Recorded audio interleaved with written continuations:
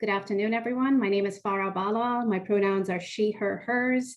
And welcome to FARSIGHT Friday, which is a video podcast that aims to tackle complex conversations. This has, within this last year that we have been around, become a space of deep listening and learning organically. And so we continue to emphasize that. This is not a space to debate or argue. And especially for today's topic, we want to emphasize that point. And there is absolutely no expectation or pressure for them to solve any of what we are going to discuss. The goal is to create more nuance in conversation and see where we go together. And for those of you who are joining us for the first time, we always start with a minute of silence to commemorate the lives lost, especially this past year, through police brutality, racism, oppression, the COVID pandemic. And today, June 18th, is the eve of Juneteenth that we want to honor. And we especially today, through our minute of silence, are remembering the spirits who fought tirelessly for this day to emerge in 1865 and for all of us to experience this today. So please join me in a minute of silence. Thank you.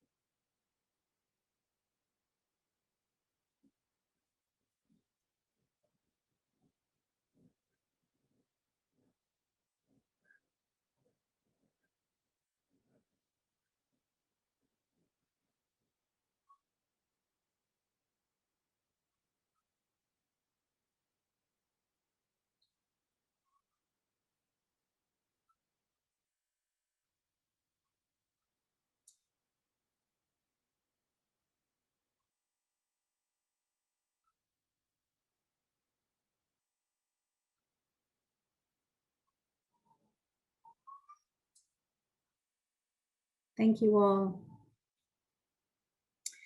Friends, please join me in giving a very warm welcome to our intrepid guests here, Liza Ann Acosta, Fiona Kanagasingham, Merle, McGee, and Lucienne Nicholson. Thank you so much for being here and for being part of this conversation. And I'd like you to introduce yourselves, please. Hi, everyone. I'm Fiona Kanagasingham. My pronouns are she and her. I am the co-founder of the BIPOC Project. My fellow co-founder, Merle McGee, is also on this call. I enter into this space as someone who does racial justice work inside institutions. And when Merle and I founded the BIPOC Project, the goal was really to look at the ways in which people of color are different from one another. And at the same time, we have shared fates under a system of white supremacy. And really to look at how to build authentic solidarity based on those differences and commonalities. I also enter the space as someone who identifies as Asian, who identifies as an immigrant, and who has both experiences of struggle as well as privileges within the racial hierarchy of this country. Hi, everybody. My name is Merle McGee, and my pronouns are she, her, and hers. And I, as Fiona said, am one of the co-founders, or the other co-founder of the BIPOC Project. And I enter into the space as a seventh generation African descendant person living in the United States, who comes from a lineage of both resilience and aspiration and joy, and a yearning for humanity to be fully realized and recognized. And so I'm joining you from Lenape land, Brooklyn, whoop, whoop. No offense, best borough. And am delighted to be here and to be in this conversation. Thank you for having us, Farah. Liza Ann. Acosta. I hope that you can hear me okay. Now the cars have begun the rush hour, I suppose. I am academic by day, theater artist by night, or academia is who I'm married to, and theater is my lover. My pronouns are they, them, and I love the land acknowledgement because it allows me to say that I am right now in the land of the Tainos. I am Lucienne Nicholson. I am the founder and executive director of Inclusive Woods and Us. We're known more regularly as Woods and Us. I was born a human rights and social justice activist. I can't remember a time, a place in my 60 years history when I was not that.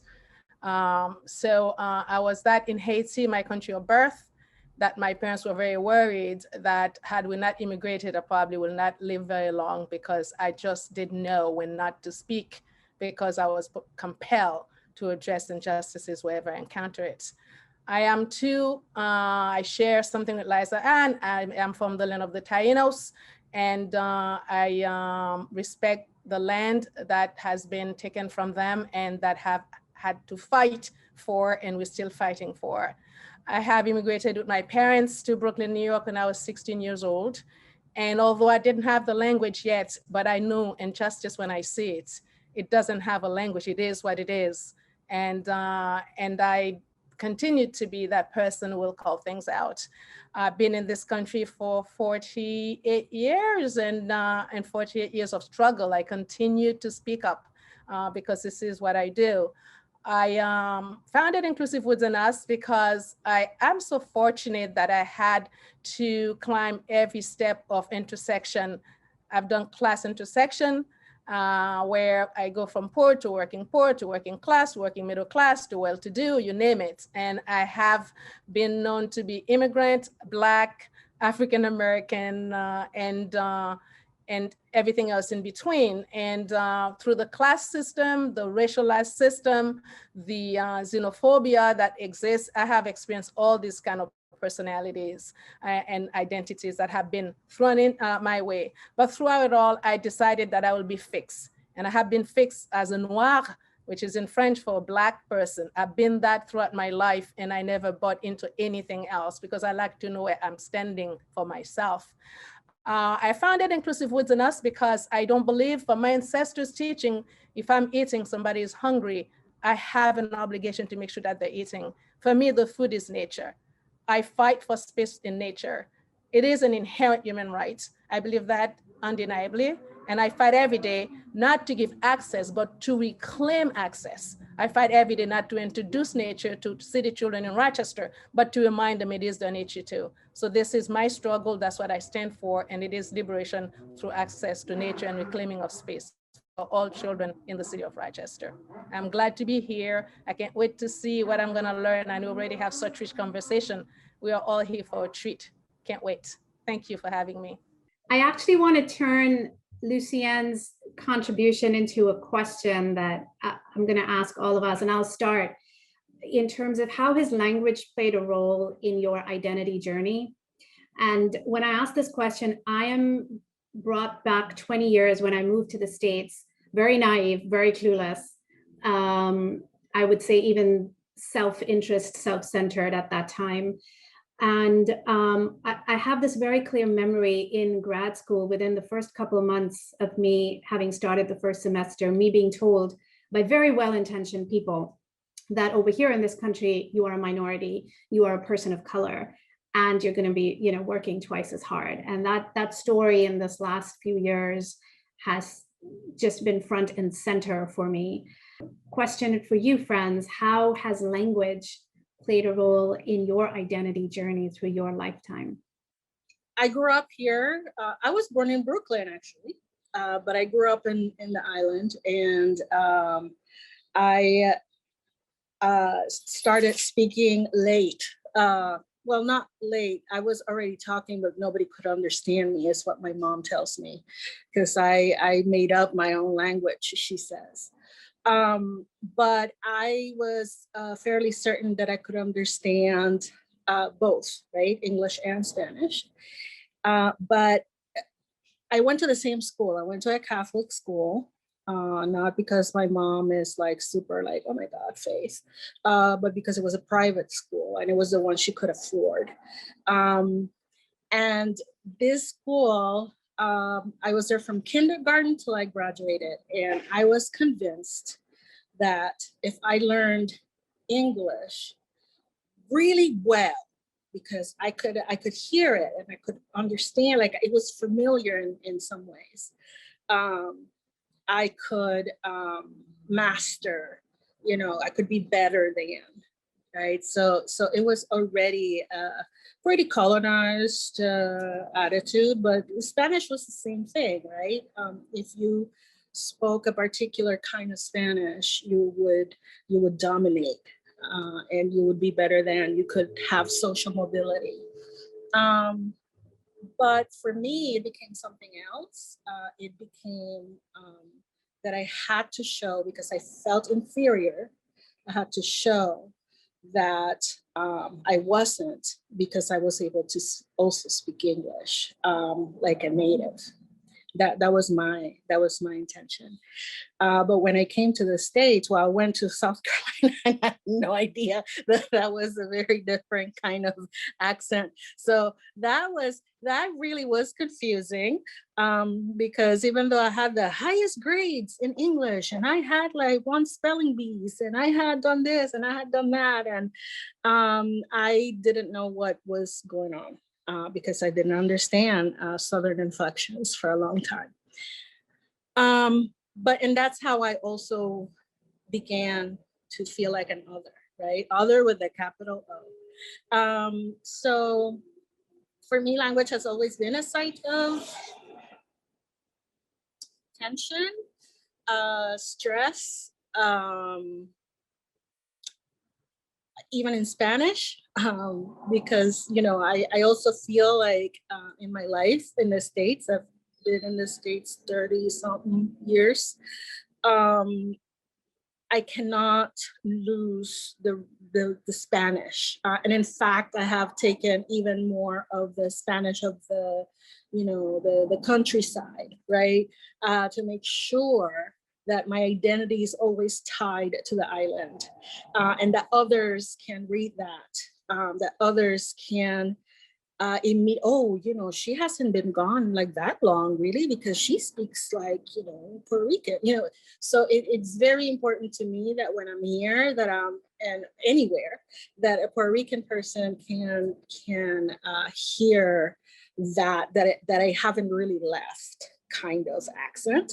And for an American person, it's changed depending, because when I was in South Carolina, you can bet that I was speaking with a very Southern accent by the end of my first year, because I really wanted to assimilate, because it was my job to be, you know, for my English to be as close as the local. So much so that my chemistry professors thought I was lazy and wasn't paying attention. And he didn't know that English was my second language. So he refused to help me with chemistry.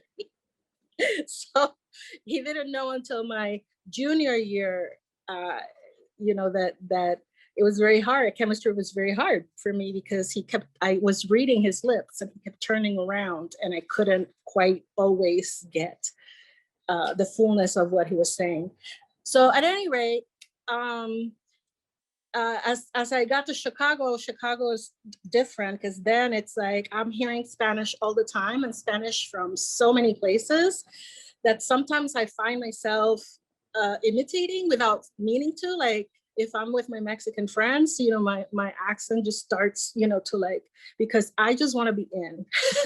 I don't do it intentionally, but I just feel like my language is just tied to whomever I'm with and wherever I am. And to me, Chicago, it's the site of so many places. Ana Castillo wrote in one of her novels, Peel My Love Like an Onion, which is set in Uptown in Chicago, that Chicago is the city of whomever wants it to be. So even if as segregated as it is, but it's still, whoever it is, it can say, that's my city. You know, it doesn't matter from which neighborhood or which social class, it's my city.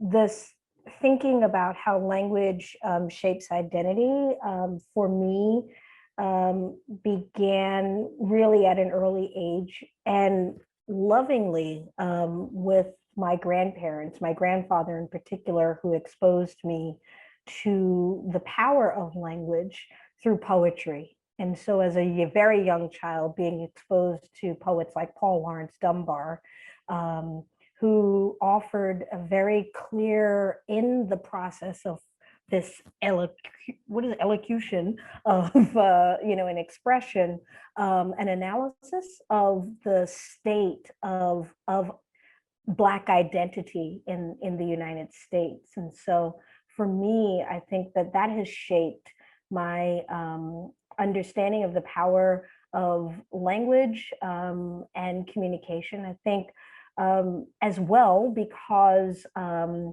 of the denigration of what we call African American vernacular English, it has also been a site of complication as well, and certainly contested. But I think it continues to shape, inform, inspire, and absolutely drive American culture, and for that I have a deep appreciation for its complexity and its many facets and colors.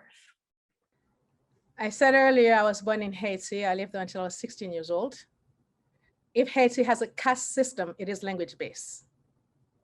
Your ability and capacity to not only speak French, to Liza Ann Acosta said a few things to that about what type of French, and then Merle talked, what type of English are you speaking? Haiti, it's even more fraught because the language are very distinct. When I was in Haiti, alphabetization did not even exist for the mother tongue, which is Haitian Creole. And I don't know a language that is more pure, more beautiful, more at the same time diverse and rich as Haitian Creole. We are a society based on orality, and everything I learned from the sitting at the feet of my ancestors were passed orally, and were passed in that language that was created between mostly the Tainos and the African slaves, peppered with French. So you're not being able to speak French, which is the language of the colonizer, was a clear indicator that you have not been educated in a classroom, was a clear indicator that you didn't have much money, was a clear indicator about where you possibly may be living and what the rest of your family tree looks like. So although colorization exists in Haiti, it's a real force. However, you have a pass if you can speak French. Better if you can speak French from the colonizers' way of speaking it. The classroom, Oxford, so for us it will be a Larousse French. I have seen the way people have been kept out, disregarded, mistreated, simply because they couldn't speak the language. And having an education in America or anywhere is not a fault of a child or the adult who grew up without it as far as being lettered. It's a system that decides whether or not you get it, yet the individual is punished for not having been able to buy into the system. So very early on, you learn to do the coding here that we talk about, shifting. Every Haitian, as white as milk, as dark as chocolate and coffee, speak Creole well. But not every Haitian will admit to knowing Creole to every other Haitian. So it is something that people are very particular about. I didn't get to go to school until I was 8 years old because my parents had many children, and you have to pay for an education. So I had to wait until I was number 5 out of 8. So I had to wait until there was enough resources for me to start school. So for 8 years of my life, I was not speaking French, although what I was discerning from my sibling lessons. However, I love languages and I'm curious. If we're not French, I'll learn German, I will learn Farsi, I'll learn I'll learn Arabic. I just love languages because language is culture. And I am very curious about people. I like to know what they're thinking, how they're doing, what their likes and dislikes. So I love languages for the purpose of feeding my need to know people, to be with people. So I learned French for that reason and that reason alone. But it was never lost on me how fraught it was that you were espoused to the language of a colonizer as a way to give worth and value to yourself. So I still speak French today, and I use it as a tool to help me navigate the world because I can read in more than and write in more than one languages. And when I go to France, I don't need a translator. So it's a tool for me than it is an object of identification. Speaking English in America was also fraught because you all can hear that I'm in this country 48 years. And I can't say good morning without somebody saying where you're from. So I never belong here. People always are curious about my point of origin, which is also complicated because I'm neither if I'm here from there because I love everything. I take it all in. So learning English in America was very difficult, very complicated because there was the need to assimilate. Like as I said, people will even today said, I can't believe you've been here for so long, you still sound like this. Why don't you sound like an American? And like this is like me, I sound like me. So there is that part about how not only you speak the language, how do you speak it? And then the language has a way of putting identifiers, which put it in places that may benefit you or not benefit you. So I see language as a political tool because of what it can do for you or not do for you.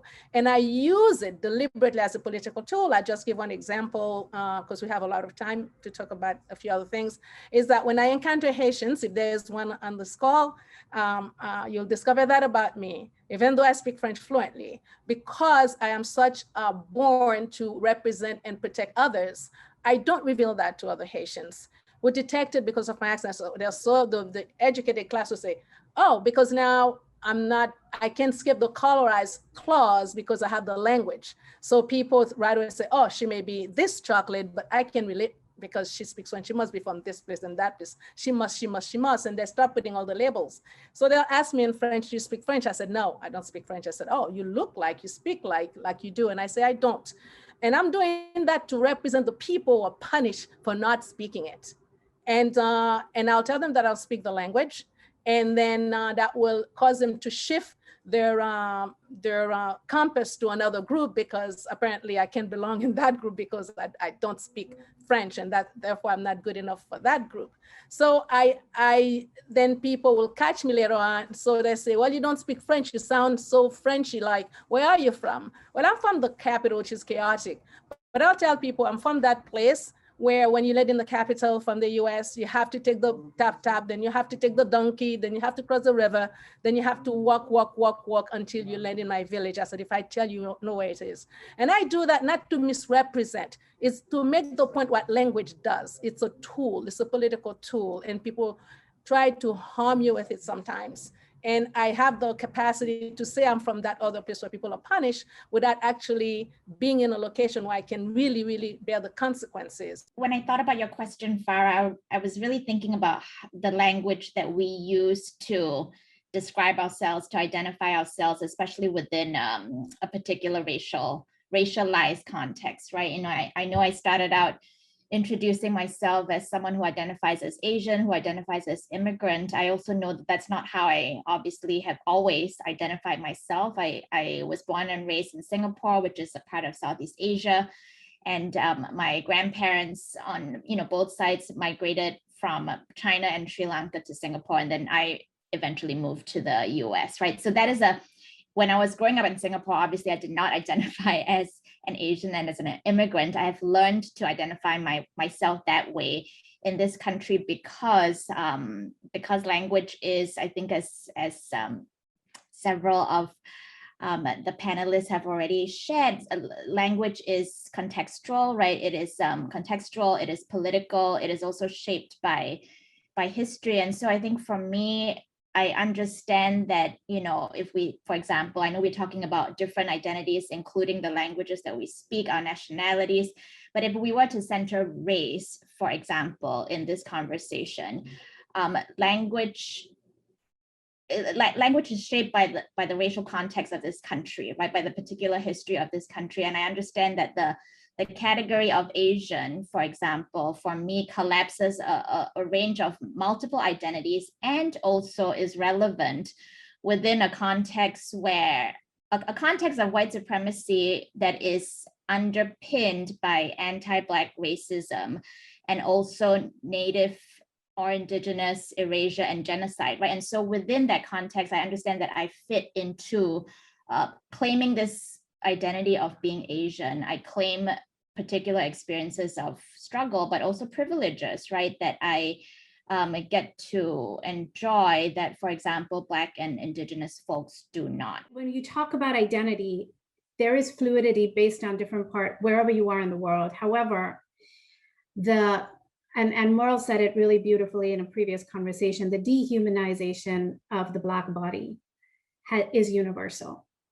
In some parts of the world, it might be cloaked in the caste system and wealth disparity, politicization and setup. And in other parts of the world, like America and the West, it is even more explicit and overt within the white supremacy culture systems in place. I want to emphasize that, yes, it is essential to ground this conversation, to center it in race, and acknowledge that when we talk about language, we are speaking to how language has informed other forms of identity in terms of gender expression. We are now in a time when non-binary fluidity is more in our national and international conversation. The disability terminology and language, how labels and categorizing of ourselves or being categorized, what is that nuance of erasure that might cause and highlighting and amplification that might cause? Being an immigrant and being a Black person in America has always been part of my identifiers. I have to, although in my being, particular to Haiti, I am nourished by the idea that we freed ourselves. I'm part of the revolutionary history. I am a Haitian woman. I also recognize that I also belong to a global struggle, whether I'm in Senegal or in the Bronx or in Brooklyn, which is the Black identity struggle against the supremacy that happened based on color through the European lens and perspective. I know the devaluation that happens, the erasure that happened is that we don't have a Merle and a Lucienne or two on the same. Why bother recognizing the uniqueness about each other? So in a political sense, you're aware of the erasure, but there's a struggle to also fight the erasure.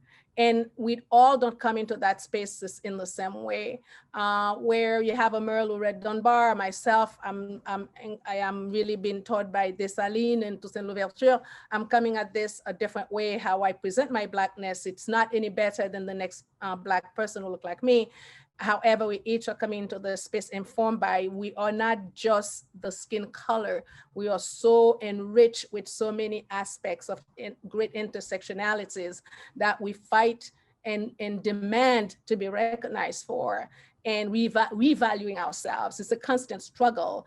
And you then have to do that generation after generation. So not only do you find that struggle in the binary way of white over everything else, you also find it in the intra-spaces, intra-Haitians, intra-Black. So you have these other struggles going on in that space as well. For me, the way I see it is that it's always political. Where I am situated in my skin determines how I present myself.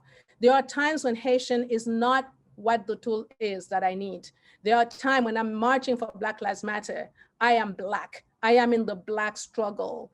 I am with all of the diaspora, and I'm all the way in Africa where the Black struggle exists on Black soil in Africa. So this is a very empowering, I have chills talking about it. It's an empowering global belonging that I think no other group can claim. We are made, we're put in that space. This is part of our survival tools.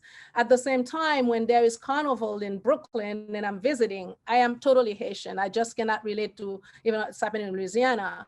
So I'm totally in that other space. So you live all these different personalities and you know who you are. They're not contradictory, they're enriching. However, the system want to flatten you, like Ross said. They want to make you that thing that has no flavor, no smell, no taste, no senses to it.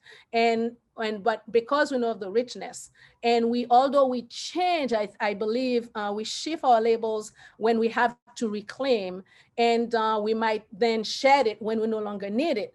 But I think that I speak for myself and my close friends that we are fixed in that struggle against erasure, because I think that we need that centrality. We need that one place where we gather together to go again with the next label, the next reclaiming, the next renaming, but still staying with our true north. So I recognize what's happening with the system, but I also recognize that what we do as people who show up like myself is tremendously amazing, and that's our strength.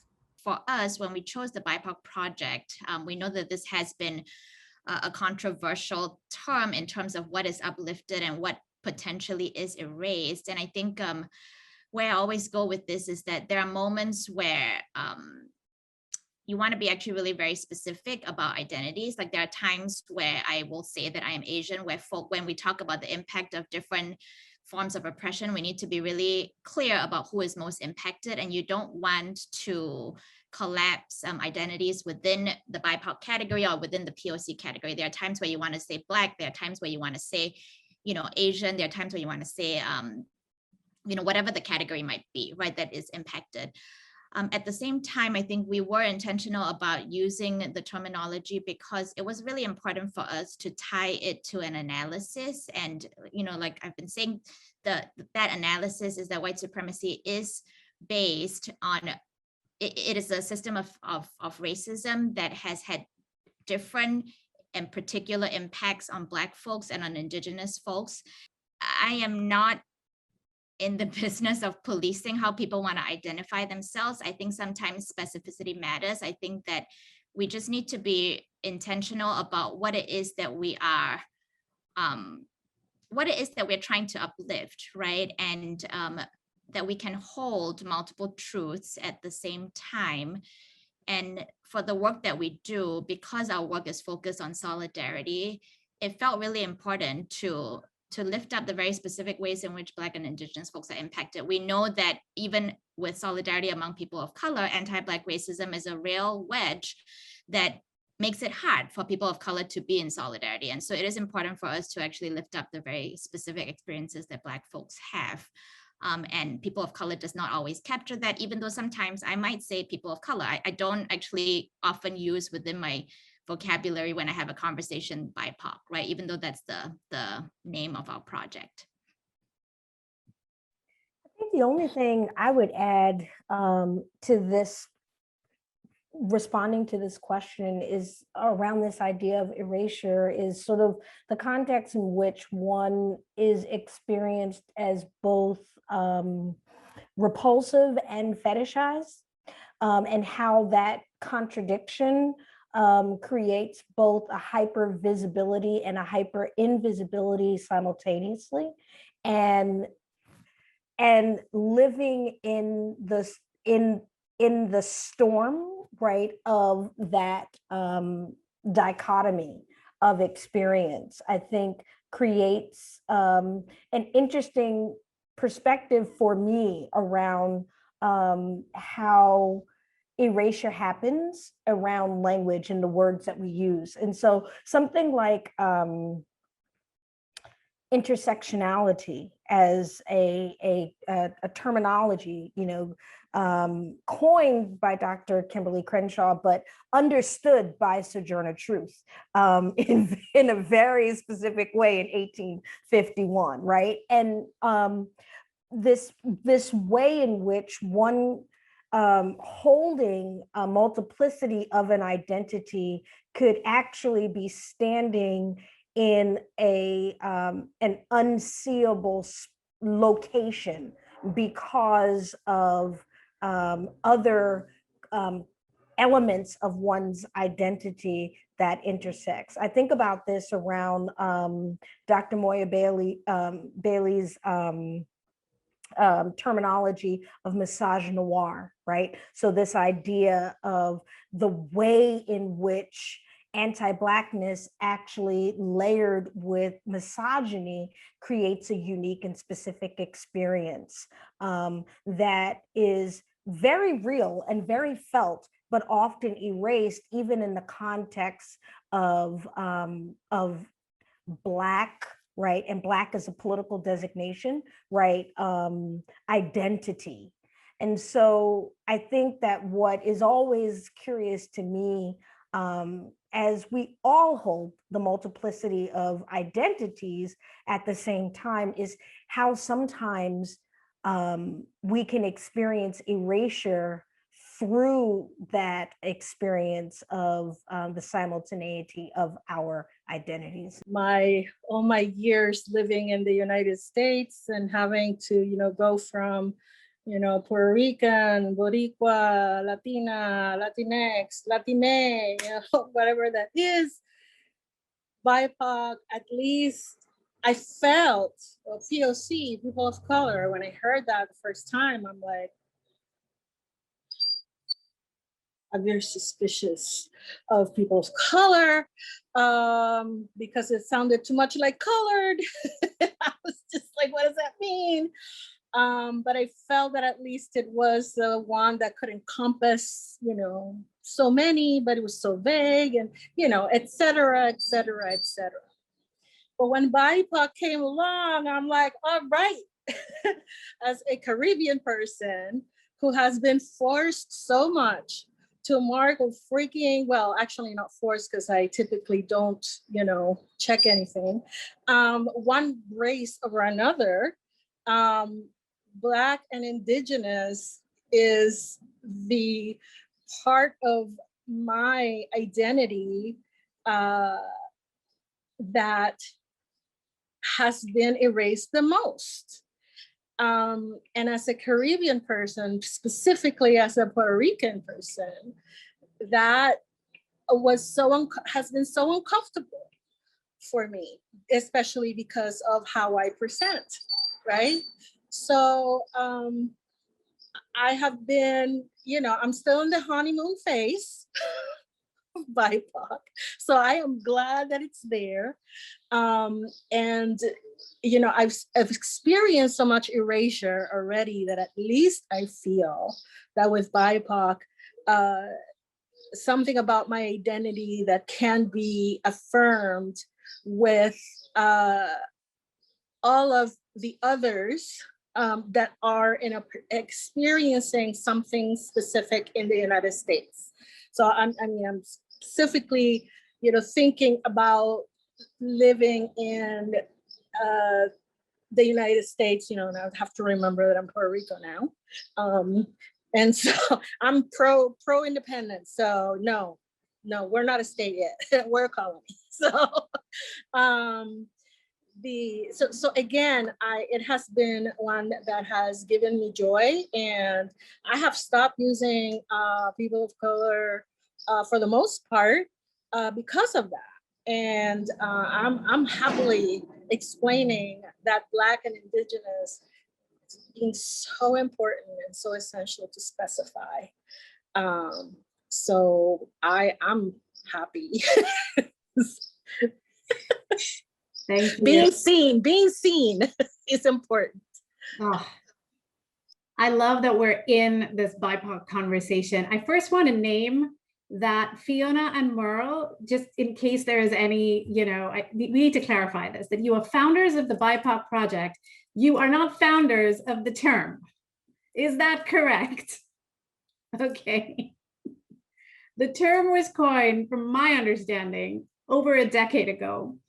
It has come into US national view in the last 14 to 16 months.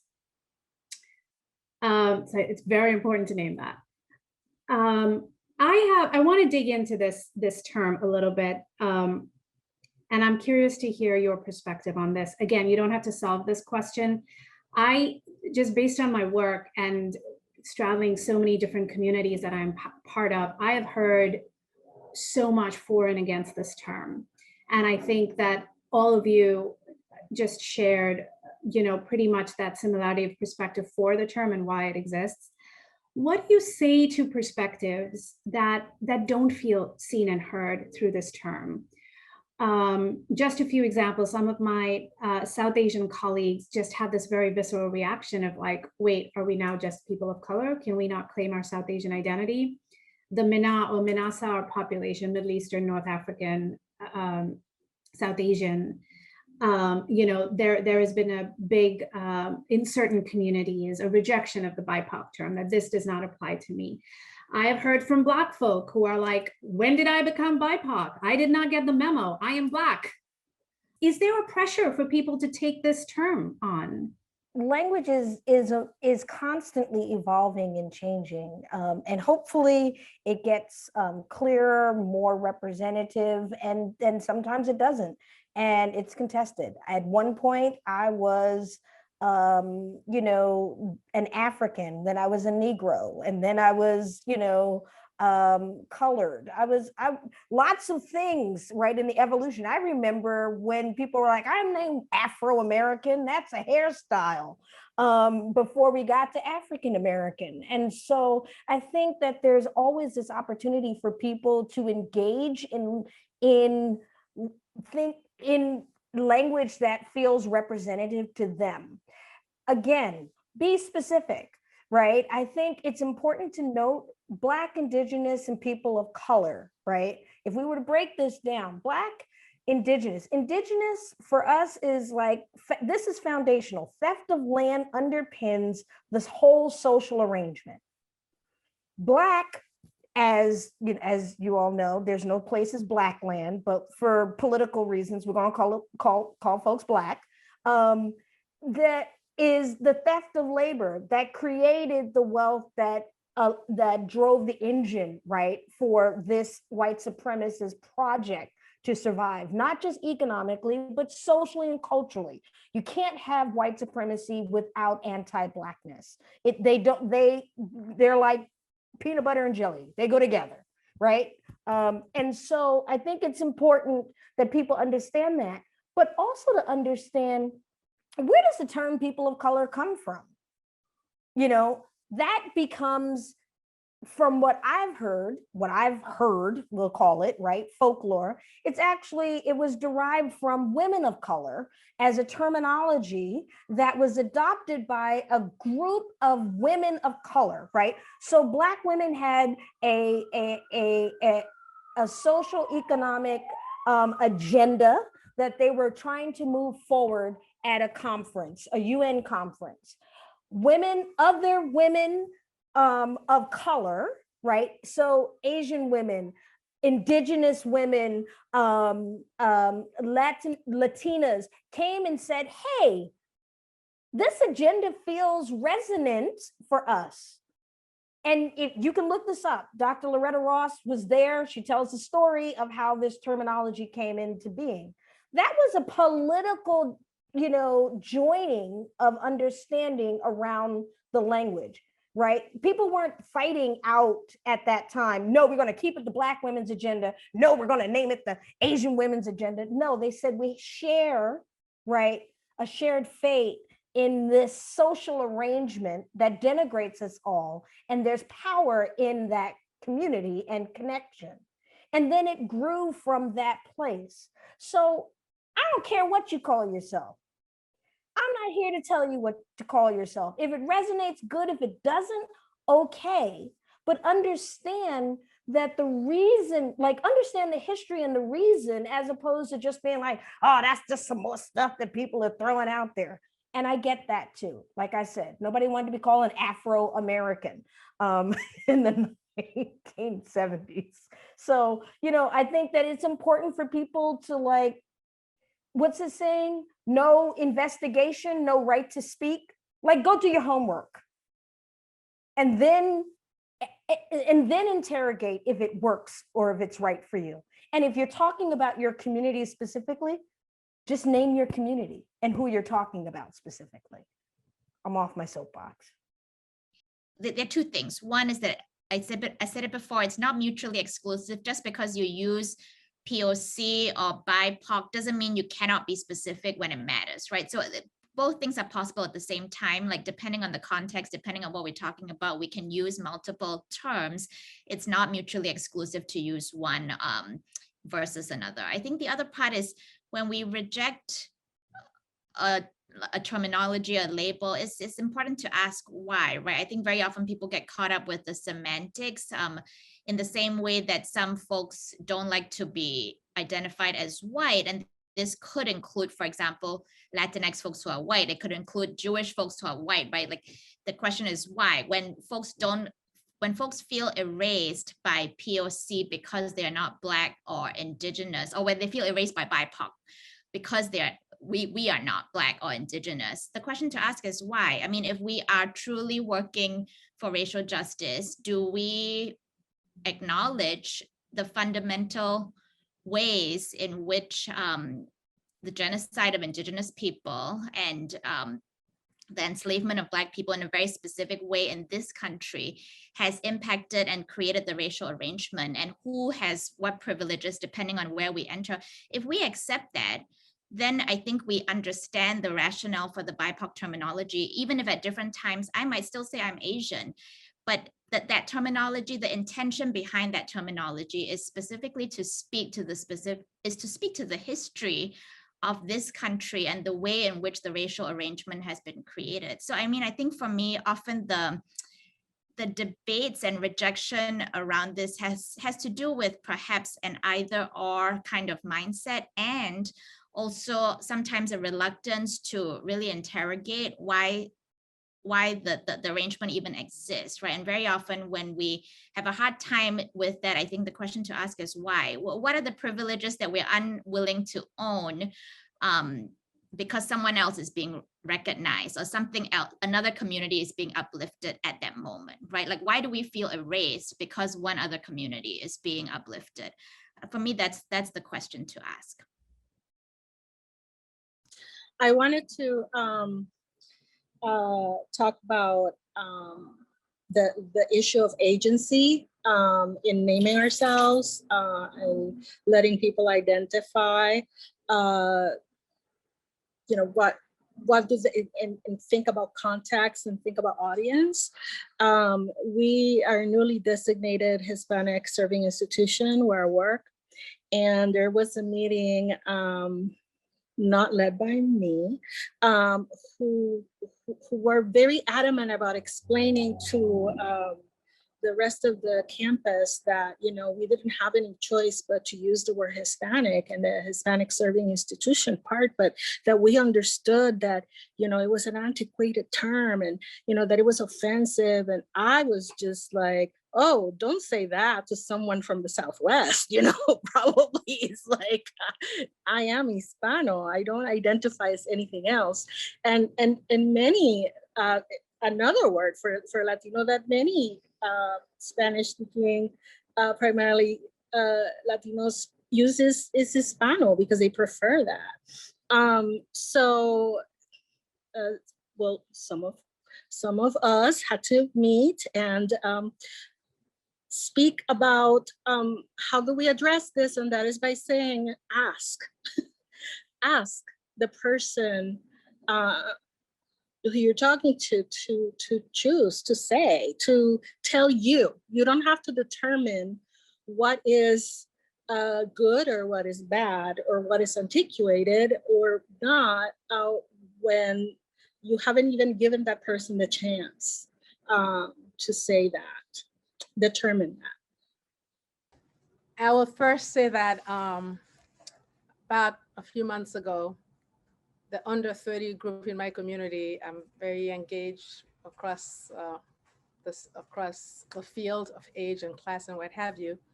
And I had a few young people tell me during the conversation, oh, Lucienne, you're so old, BIPOC, we're leaving this behind. That's a 30 under group. It's getting to be overused. Everybody's using it and it's being co-opted. So I don't know what they're thinking about right now. I'm just sharing this little bit of an experience. Once the adults get into it, I guess if you're below a certain age, you don't want it anymore. It's not that cool or something like that. So I was called antiquated just when I thought I was really on schedule. So it's just it's just what happened. And I laugh with them, and they're very respectful. It's a good relationship, and I laugh with them. And I said, send me the memo when the new one comes, because I want to be a new adapter when it happened. So my positioning in this, as Merle and Fiona said, tell us why. Tell us where you're standing in this. Why are you rejecting or embracing? For me, I feel that's me, and then Liza Ann did say also why as a person why they feel that way, what it means to them. It's about autonomy, and maybe it's maybe autonomy with capital letters. It might have to do with my culture, why I'm very big on autonomy.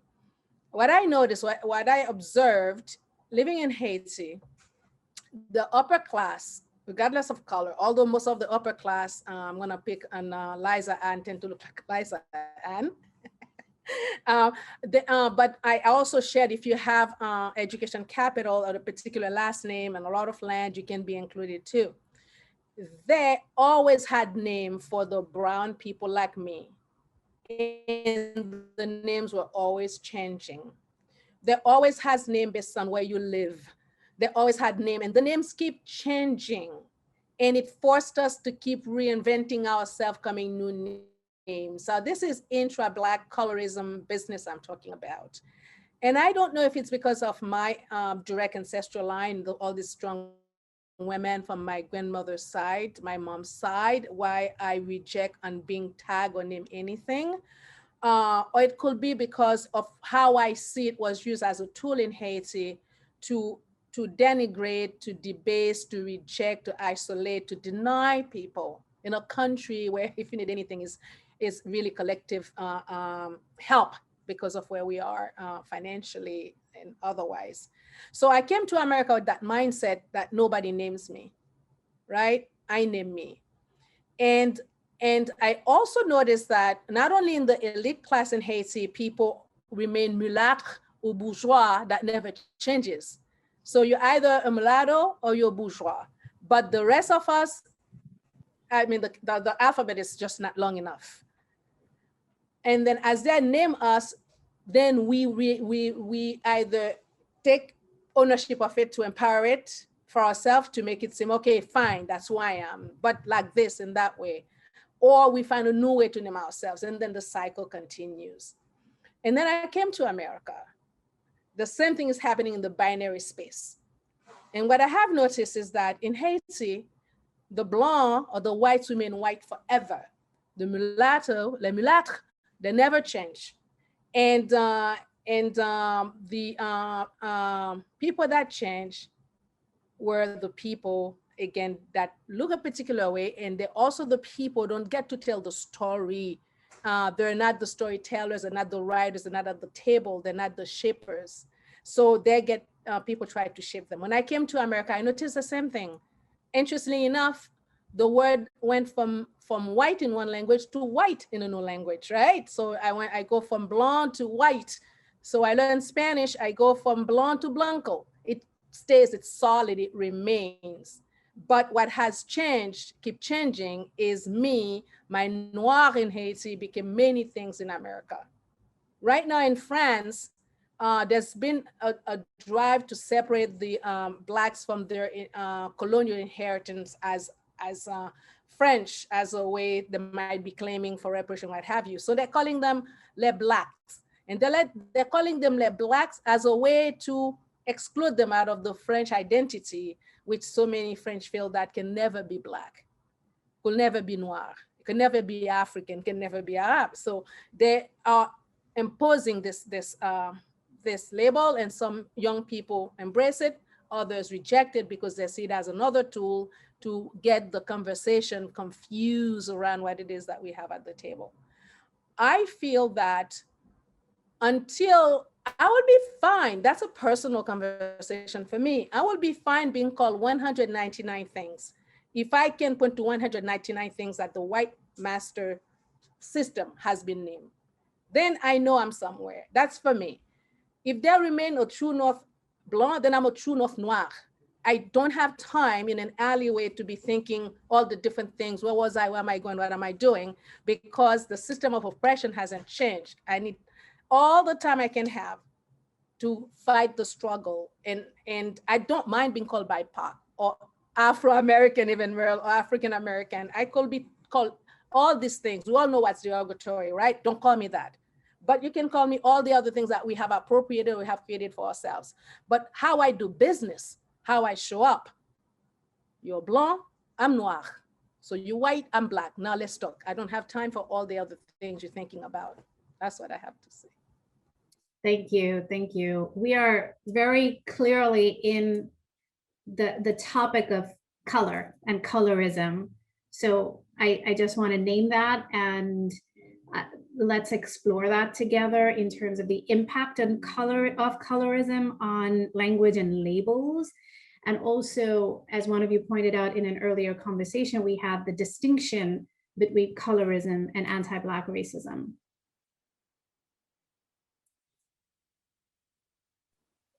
I wanted to share something when I learned that, when I was taught that negro was somehow a bad word. So I was 4 years old, and the father who raised me, he's very, very dark Puerto Rican. And I saw a school bus full of Black men. And I'm, in Puerto Rico. I was so excited to see so many at the same time that I started screaming my head off. Mom, there's a bus full of Black men. Mommy, what, llena de negros. And she came out. She's like, shh, you don't use that word. And I was like, I remember asking people why that is Black. It's like, what's wrong with it? And I think that was, I think it began that, like, okay, now I have to pay attention because there's something wrong here. I love this man, but there's something that people, about him that people don't like. And my mom doesn't want me to call attention to that. I don't understand it, and it, that's how these things are so deeply ingrained. I mean, I was in a house with my mother, loved, I grew up, before I grew up with salsa merengue, I was listening to Isaac Hayes, it was just like my mom had all these records, of Gladys Knight and the Pips, and I was dancing to Patti LaBelle. So I just did not understand, seeing what I was seeing of what she liked, that there was something wrong with naming that or being excited about seeing so many at the same time. So, as a little girl. So that has been picking up and then trying to be careful around who I could feel like I could say certain words or talk about certain topics, as opposed to others who felt that was somehow being disrespectful. Even like, well, I don't know why that person would feel disrespected if I am naming that they are negros. What's wrong with it?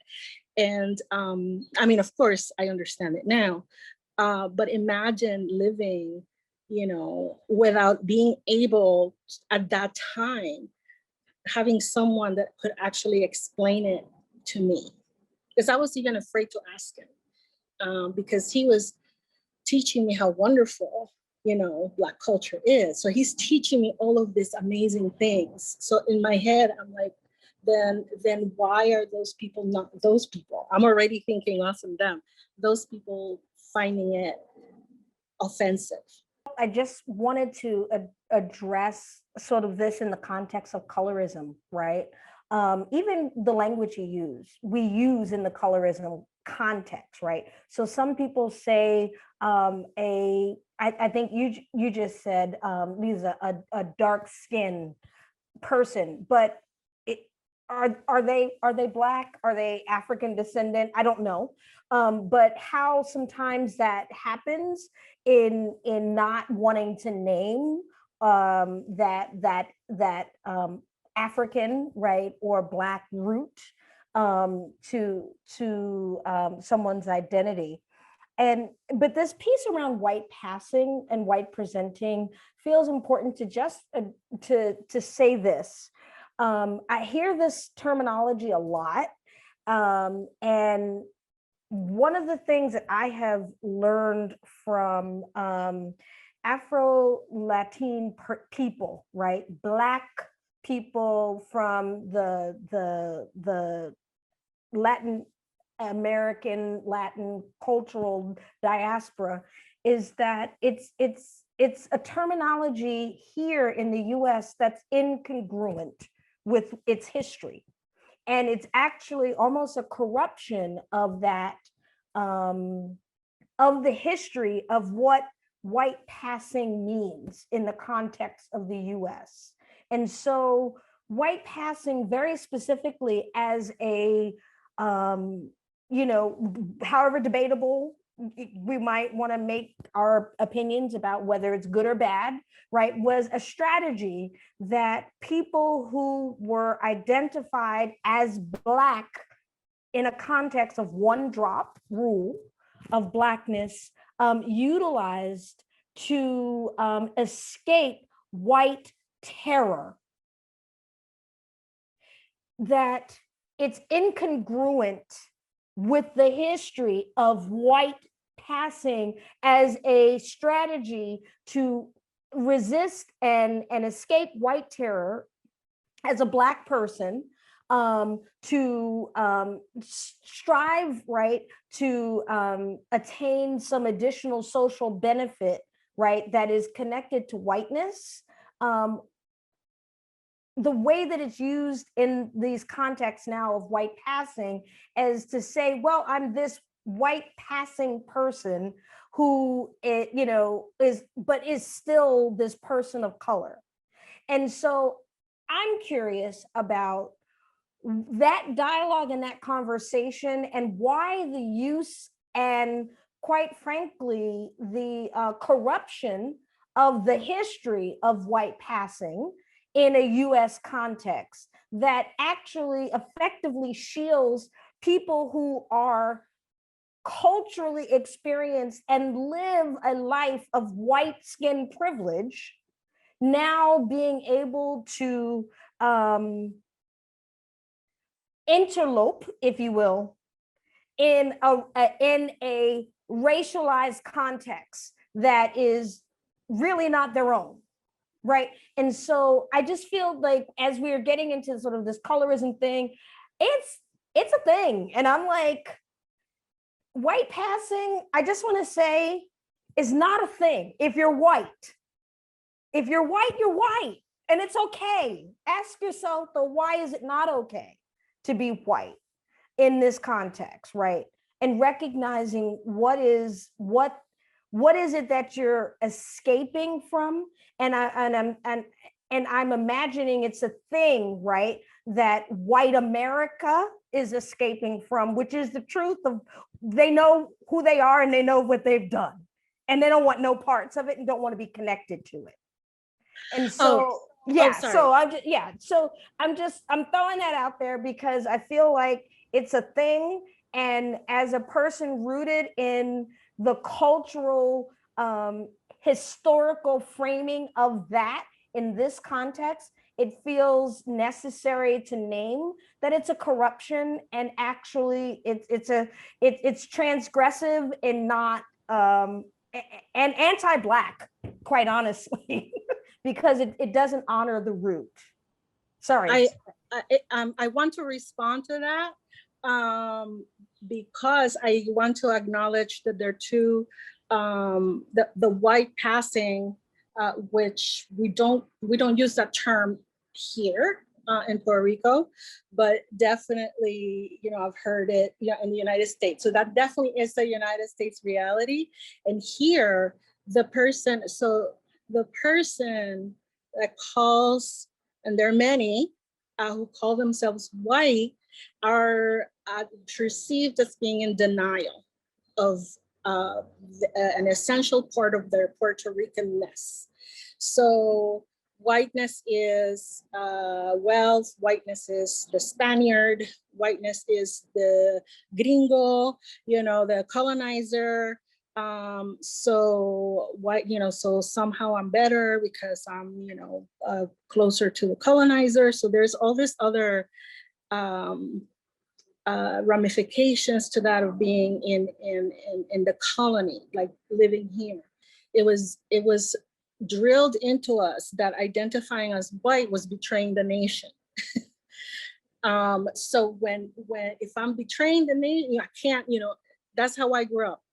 And I'm speaking of like the education that I received. And then I come to the United States, I go to the United States, and then identifying as I'm nervous. It stresses me out. I don't like it because I'm like, no, I'm Puerto Rican, Boricua, pa que tú lo sepas, it's like so important to say that. And huepa, when somebody else says I'm Puerto Rican, huepa, so you're constantly identifying ourselves to each other, so as not to betray, our nation.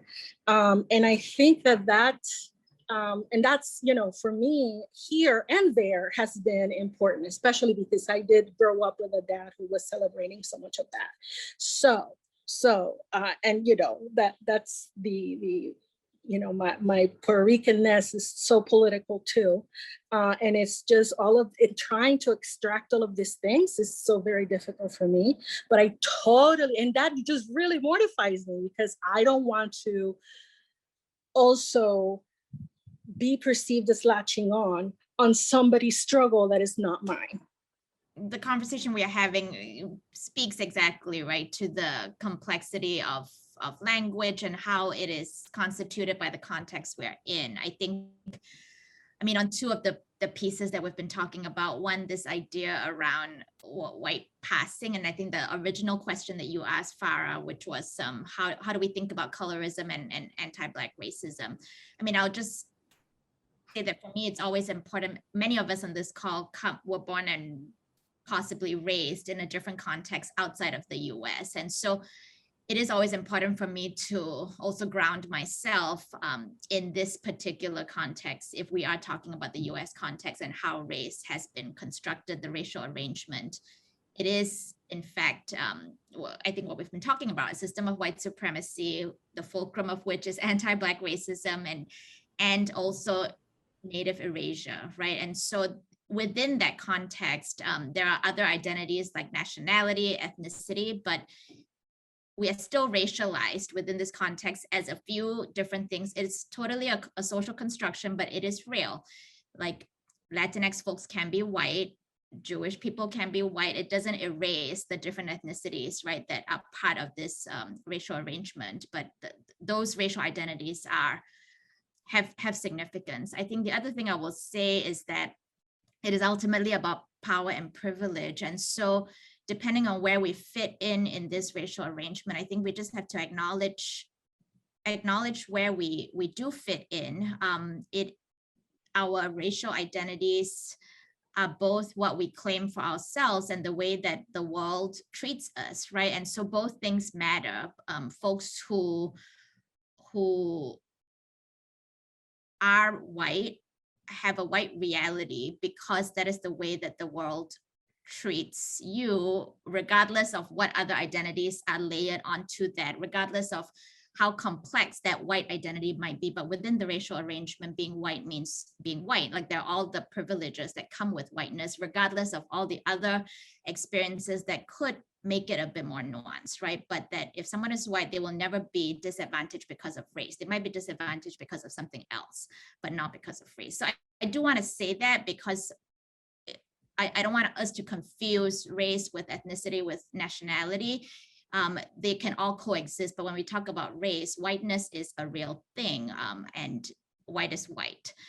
I think as it relates to colorism and anti-Black racism, I mean, I hear this a lot in my own community. I know that many communities of color that are not Black, colorism is a real thing. I think I do want to make the distinction, though colorism exists because we live in a Black-white binary, right? And this is actually not just specific to the US, it is global. I mean, growing up in Southeast Asia, I know that whiteness is elevated and Blackness is denigrated. It doesn't matter. It's not just a US construct, right?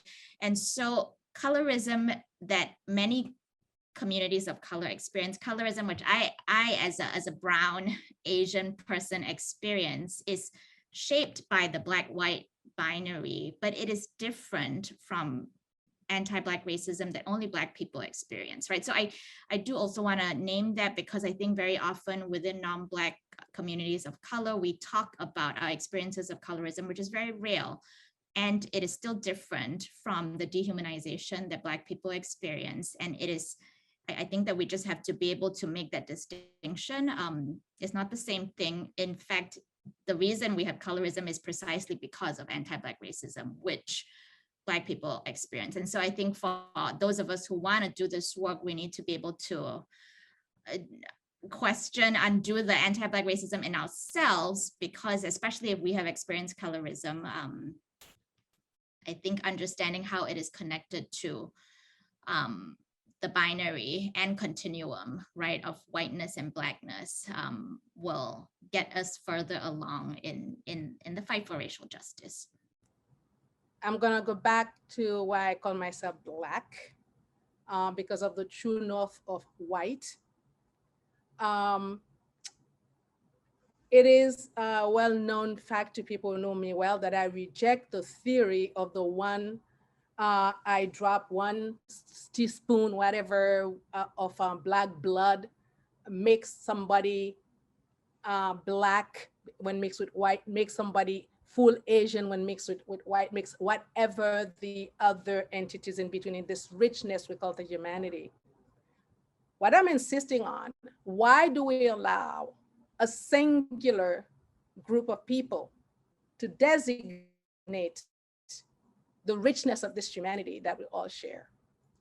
The idea of supremacy could be no more pointed than in the idea when it's situated in this with this rhetoric that one eye drop, 1 teaspoon of my blood married to a Swede or Norwegian make my child, if anything, if they can only claim one identity, it is Blackness. To buy into this kind of ideology is to submit to white supremacy, is to say, yes, your blood is so superior that shall 1 drop of me touch it, it is now stained forever. It can never be extracted again. It is forever not white. It could be anything but white. And as you said clearly, Fiona, we all know, and Liza said it, and Merle said it, that in that space of whiteness, that's why a lot of white people presented as white stop doing 21, whatever it's called, that DNA thing that people do to see what's in them, because they realize what's in them is a full scale of humanity. So you want to keep your whiteness, you don't want to recognize my inheritance into you, never mind that you descended off from Africa, then stop doing DNA tests, because you're going to discover some very enriching results. So I reject the idea. I totally support, if I shall live to be 1,000 years old and my children kept marrying into whiteness, it will be the first Supreme Court case where my great-grandkid, if they keep marrying white, they are now white by my decree. Because as we all know, it's a social location. If this whole thing were a book or a toy store, a Toys R Us, it's who gets the most toys, even though you may never live long enough to play with them. Who gets the most toys? That is the beginning and the end of it. As I have spoken at other race talk, I tell people, you don't want my Blackness in your living room, in your neighborhood, until I occupy the White House, until my kids have opportunities and every Black kids around the world to go to Harvard, until we embody power, because that's what it's about. I've seen it in Haiti. I have seen people who are as pale as milk getting involved in relationship, getting married in situation because the power location that they wanted came in a beautiful mahogany skin. All of a sudden, it's the most beautiful ever thing you ever see. It is beautiful. There's no argument there, but it is attached to power. For this power, I'll do that, and then I'll continue with the blanchissement. I'll do the whitening after that. I'll encourage the kids to get remarried into this and that and that. I will travel to Europe if we have to get to this next entrance back into the gateway of whiteness. Who's fooling whom here? It's about power. It's about the tool, what the color is made to do. So if you're gonna designate who died and made anybody chief, to tell me 1 teaspoon of anybody's blood who's not European and white, sort of ruin the whole picture of blood. Stop it. I reject that. I champion Black people who show up who look like my friends in Scandinavia or France and say, I am white, and live with the white because it's more comfortable, it's easier. The police is not likely to sit on your kid's neck. If this is your escape route, not only you should have the right to take it, maybe you need to take it. And why should you not? I mean, if as a Black person, I'm gonna tell a person who present as white as my friend in Sweden, and I'm after their skin because they want to acknowledge a Blackness, I am doing the master's job. That's my personal position. I am agreeing with the master. Yes, your blood is so superior. It's so far out of reaching my reach that my great-grandchildren that somehow intersected with your, intersected, my ancestors intersected with your ancestors, and that continued towards that lineage of whiteness can never be white, because this doesn't make sense biologically, scientifically. It does not add up. It doesn't make sense. It only has one job alone to do. And that is, how do we label people to know which lane they can be in, how far they can go? So I dream of a world where people, if you're a biracial child, you should have the right to say, I belong to both parents equally. And I decide I'm gonna grow up as a First Nation Native person, or as somebody from Iran, or somebody from Palestine, or somebody from France. I'm gonna live in that culture. And since I cannot be two people at the same time, I have two parents, I'm gonna be this parent 1,000%. And no one should have the right to position this offspring in any other lane but the lane they have chosen for themselves, because guess what? They're equally belonging to both parents. So I'm waiting for the generation that's gonna have this fight, this argument, and reject it, because we have to get rid of those tools. This is a tool, and it's a tool that doesn't even have to be sharpened anymore because we're busy using it. Oh. I don't believe in the ideology of one drop of blood. Thank you. Thank you to each of you, Fiona, Merle, Lucienne, Liza Ann. This conversation has directed us to the true north of our humanity, of our complexity, of our nuance, being able to name it, own it, specify it. And oh my gosh, thank you, each of you, so much for your wisdom, for your truth, and for being in this space with all of us. Thank you. Thank you for having us. Thank you. Thank you so much. I am richer now because of you. I'm glad I was in this conversation.